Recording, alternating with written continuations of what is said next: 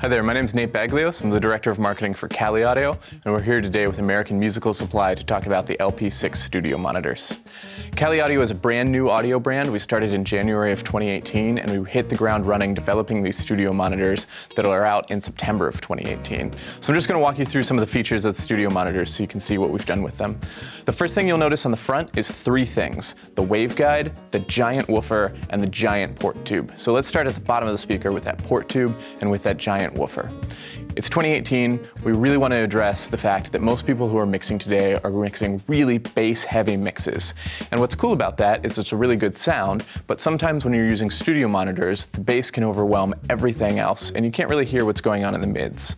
So what we wanted to do is really represent all the bass that's on the track without distorting anything in the mids or without covering anything up.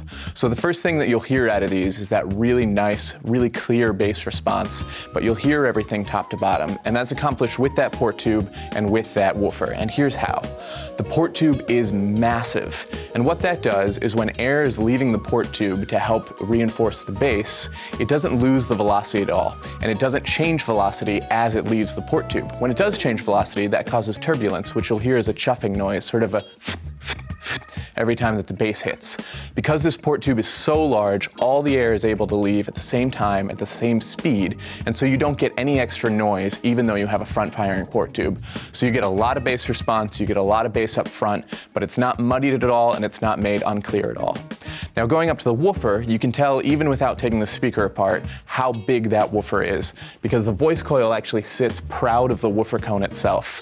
That's because we're using a massive voice coil, we're using a massive magnet. And what we've done with that is get a lot of low bass response, but also a lot of linearity up into the low mids, which again helps you get that nice, thick, punchy bass, but low male vocals and female vocals aren't going to be distorted. You're not going to lose anything in that range. You're going to be able to hear the clarity and the separation from the very bottom to the mid bottom into the mids themselves. Everything's going to be sitting really nicely on top of each other. Finally, up top, we've got a really cool 3D imaging waveguide, and what that's able to do is with just a stereo source, you're able to start hearing 3D sound, and it's doing that because the dispersion pattern is very controlled, so as you move away from the speaker, you're not really having a sharp fall off in the high frequencies. It's a very controlled fall off that mimics the way that natural sound wants to work already. The other benefit to that is not only do you get a really nice 3D image, but as you're moving about your space, you still hear all the detail in the sound. So the sweet spot is a lot broader, which means you can mix in a higher variety of spaces. It means you can mix with more people in the room, and it means you don't have to be laser focused in the sweet spot to really hear the mix the way you want to hear it.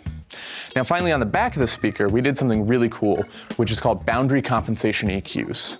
Wherever you put a loudspeaker in any room, it's going to interact with surfaces in that room, and thankfully it does that in really predictable ways. So if you put it next to a wall, it's going to add things to the sound. If you put it on a desk, it's going to add things to the sound, and it usually does that in pretty much the same way.